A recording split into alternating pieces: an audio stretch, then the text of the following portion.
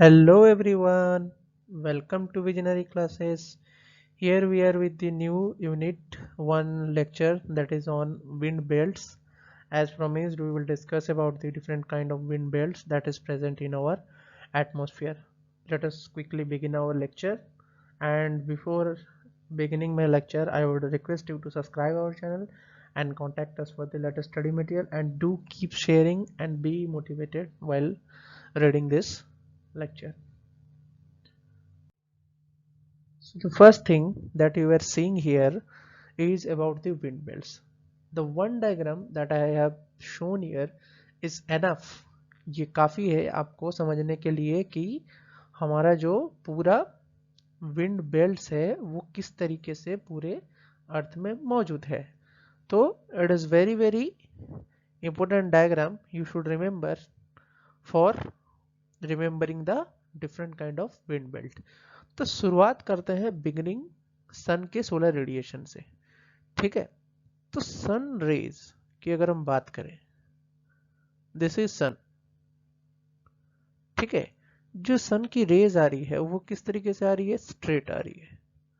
तो जब भी वो इक्वेटर पे पड़ेगी, ठीक है, तो इक्वेटर में आपका सबसे ज्यादा इंसोलेशन होगा. ठीक है, अब सबसे ज्यादा इंसुलेशन होने की वजह से क्या होगा, जो एयर मास होगा, ठीक है, जो एयर मास इक्वेटर पे होगा, ठीक है, तो वो क्या करेगा, सबसे ज्यादा राइज करेगा. ठीक है, यहां पे तो वो ट्रोपोपोज को टच करेगा. ठीक है, ट्रोपोपोज को टच करेगा. फिर क्या होगा कि एयर जो है डिसेंड करेगा दोनों तरफ. ठीक है, क्योंकि ट्रोपोवेज के ऊपर तो जाएगा नहीं, क्योंकि वो एक स्ट्रेटिफाइड लेयर है, उसके ऊपर जा सकता है नहीं. तो ये इधर और उधर दोनों तरफ डिफ्लेक्ट करेगा, मतलब नॉर्दर्न हेमिस्फीयर की तरफ एंड सदर्न हेमिस्फीयर की तरफ वो डिफ्लेक्ट करेगा. तो ये एयर जब डिफ्लेक्ट करता है तो वो एयर फिर डिसेंड कर रहा है. ठीक है, तो यहाँ पे जो ट्रोपोपोज की हाइट होगी, ठीक है, एज कंपेयर टू यहाँ पे, कहाँ पे, आप अगर पोल की तरफ जाते हो, पोल की तरफ आप जाते हो, ठीक है, तो ये जो ट्रोपोपोड की हाइट है वो डिक्रीज होती है. तो आपको याद क्या रखना है कि ट्रोपोपॉज हाइट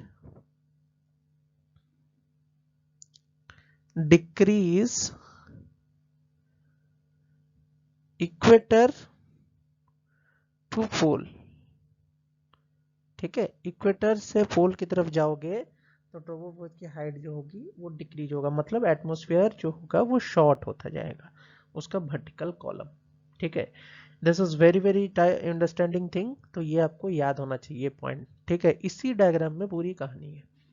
ठीक है, तो अगर हम बात करें आगे, तो आगे अगर हम बात करते हैं next thing, that is we have 7 pressure belt. ठीक है, 7 प्रेशर बेल्ट मौजूद हैं कहां पे, अर्थ में. लेकिन 7 प्रेशर बेल्ट को जानने से पहले you should know about the different terms that is present in this diagram. तो सबसे पहले हम बात करते हैं ट्रेड विंड्स. तो ट्रेड विंड क्या होता है भाई, पुराने जमाने में सेलर्स, सेलर्स होते थे पुराने जमाने में. कौन, जो हमारे शिप्स में ट्रैवल करते थे, किसके लिए, व्यापार करने के लिए. ठीक है, तो वो ट्रैवल किस बेसिस पे करते थे, क्योंकि उनके जो शिप्स होते थे पुराने जमाने के, उनमें पर्दे लगे होते थे. तो पर्दे विंड के वजह से जो शिप का जो डायरेक्शन होता था वो चेंज करता था, तो वो एक ट्रेड रूट की तरफ लेके चलता था, इसीलिए उनका नाम ट्रेड विंड्स है. तो वो ट्रेड करने में आसानी होती थी, उस विंड के वजह से शिप एक जगह से दूसरी जगह ट्रैवल कर पाता था, इसलिए उसको ट्रेड विंड्स बोला गया है.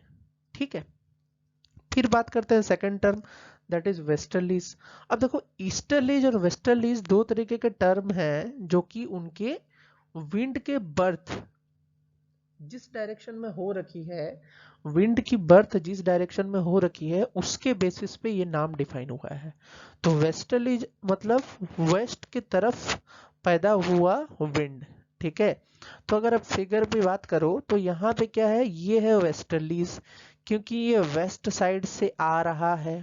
ये भी वेस्टर्लीज क्योंकि ये वेस्ट साइड से आ रहा है। ये होगा ईस्टर्लीज क्योंकि ये ईस्ट साइड से आ रहा है। ये होगा ईस्टर्लीज क्योंकि ये ईस्ट साइड से आ रहा है, ठीक है। वेस्ट और ईस्ट का कंसेप्ट आपको समझ में आया, क्योंकि जहां से विंड पैदा होगा उसी हिसाब से उसका नाम होगा। सबसे इंपॉर्टेंट चीज ये है, ठीक है। अब बात करते हैं हमारा जो 7 प्रेशर बेल्ट्स की हमने बात की है, वो 7 प्रेशर बेल्ट्स कौन कौन से मौजूद हैं हमारे और कहाँ कहाँ पे मौजूद है। आप बचपन में जरूर पढ़े होंगे लैटिट्यूड्स के बारे में। तो आपने यहाँ पे लैटिट्यूड दिख रहा होगा 90 डिग्री, 60 डिग्री, 30 डिग्री, 0 डिग्री, ठीक है। 0 डिग्री को हम क्या बोलते हैं, इक्वेटर। अब यहाँ पे इसने नाम दिया है इक्वेटोरियल लो का। तो इक्वेटोरियल लो क्यों बोला गया है, ड्यू टू व्हाट वी से it is a equatorial low, ठीक है। अब जैसे कि मैंने बताया कि सबसे ज्यादा इंसुलेशन इक्वेटर में पड़ेगा तो एयर मास जो है ऊपर राइज करेगा। तो एक जगह से अगर एयर ही हट जा रहा है तो वहां पे क्या होगा भाई, लो प्रेशर क्रिएट हो रहा है, लो प्रेशर, ठीक है। तो लो प्रेशर क्रिएट अगर एक जगह पे हो रहा है तो इसका मीनिंग है कि वो क्या कहा जाएगा, वहां पे लो कंडीशन है। तो इसीलिए इसका नाम आ गया क्या, इक्वेटोरियल लो, ठीक है। फिर आते हैं, इसका नाम दिया है इक्वेटोरियल डोल्ड्रम, ठीक है, या आईटीसीजेड। अब यहां पे इसका आईटीसीजेड का फुल फॉर्म क्या है, इंटर ट्रॉपिकल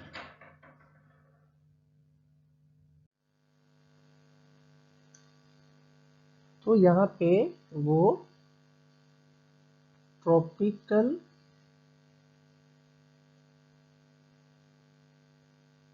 कन्वर्जेंस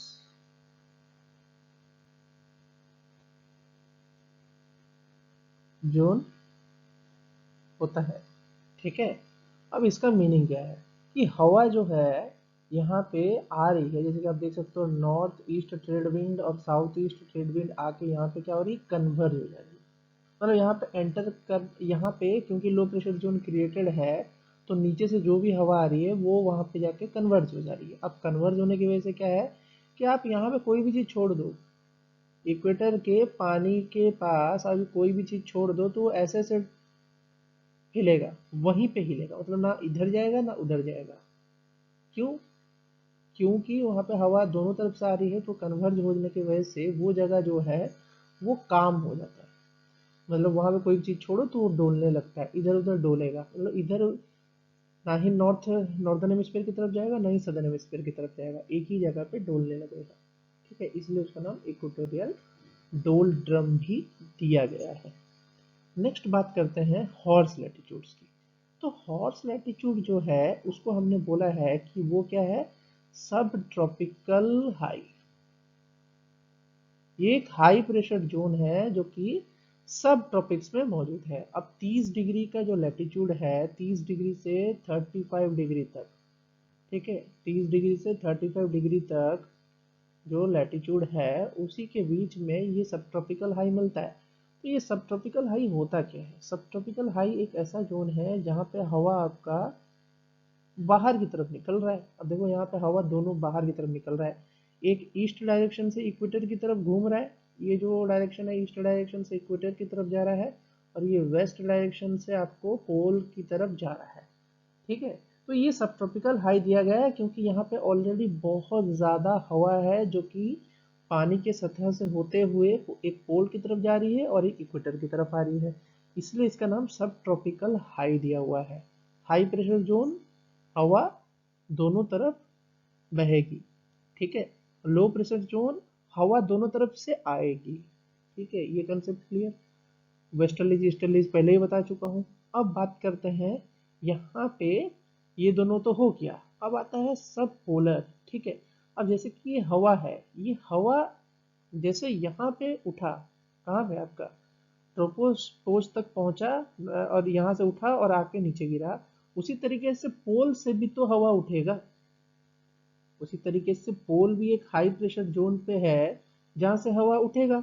अब वो हवा उठने के बाद वो कहाँ गिरेगा? अब तो जरूरी नहीं है कि वो पूरा क्रॉस करके सब ट्रॉपिकल हाई तक पहुंच जाए, वो क्या हो सकता है कि वो भी बीच में कहीं रुके। ठीक है, तो वो क्या होता है कि वो एक सब पोलर लो जोन है।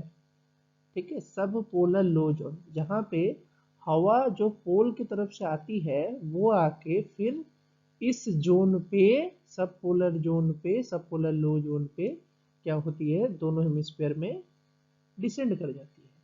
ठीक है, क्योंकि ये लो लो प्रेशर जोन है, यहाँ पे भी हवा पोल की तरफ से आएगी और यहाँ पे डिसेंड कर जाएगी। तो आपको ये डायग्राम बड़े अच्छे से समझ में आया होगा कि कहाँ पे सब पोलर लो है और कहाँ पे सब ट्रॉपिकल हाई है और कहाँ पे इक्वेटोरियल लो है।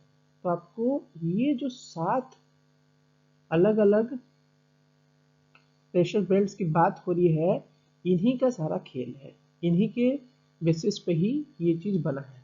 अब लास्ट में तो आप देख ही रहे हो, हाई है, यहाँ हाई है और यहाँ हाई है। ठीक है, तो एक ये हुआ 1 2 3 4 5 6। ठीक है, 1 2 3 4 5 6 7। ठीक है, आपके 7 प्रेशर बेल्ट हो गए, तो ये आपको याद करना है। ये जो पोल्स के पास मौजूद है इनको क्या बोला जाता है?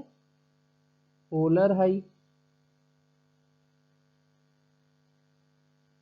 और यहाँ पे भी ये पोलर हाई। तो this diagram is very very sufficient from your examination point of view. ठीक है, ये याद कर लो तो सब हो जाएगा। अब एक इंटरेस्टिंग टॉपिक है इसमें कि ये हॉर्स लैटिट्यूड का नाम हॉर्स लैटिट्यूड क्यों है। अब ये कहानी भी सुन लो। अब क्या होता था कि पुराने जमाने में जब भी यहाँ पे शिप्स ट्रैवल करता था, मतलब इधर उधर जब शिप ट्रैवल करता था इस जगह पे, ठीक है, इसको जब क्रॉस करते थे सी, जो हमारे सेलर्स थे जब इस पोजीशन को क्रॉस करते थे, तो उनको क्या होता था कि विंड का जो स्ट्रेंथ है वो काफ़ी ज़्यादा होता था हॉर्स लैटिट्यूड में। तो विंड का स्ट्रेंथ ज़्यादा होने की वजह से हॉर्स लैटिट्यूड में क्या होता था कि जो शिप्स होते थे वो ट्रैवल नहीं कर पाते थे। तो क्या करते थे मराइन सेलर्स, को ऐसा है कि मतलब फिर जब वो लैंड पे जाएंगे तो वो तो खाली पैर में चलेंगे नहीं, वो क्या करते थे शिप में अपने घोड़े लेके चलते थे।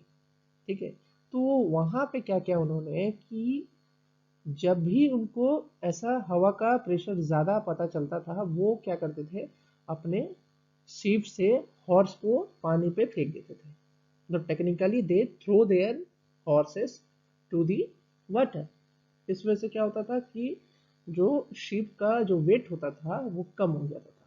अब शिप का वेट कम होने की वजह से वो और अच्छे से शिप्स को इधर से उधर ट्रैवल करवा पाते थे। तो इस वजह से उसका नाम हॉर्स लैटिट्यूड पड़ा है। तो देखो, कहानी लिंक करो और इस डायग्राम को अच्छे से समझो। ठीक है, ईच पॉइंट जो मैंने बोला है उसको अच्छे से नोट डाउन करो। ठीक है, उसके बाद ही इस कंसेप्ट को अच्छे से समझ पाओगे। आई होप कि ये लेक्चर आपको बहुत अच्छे से समझ में आया होगा और बहुत पसंद आया होगा। And do like, comment, share on it, and if you have some doubt, let me know in the comment box. I will definitely clear your doubts. Have a nice day.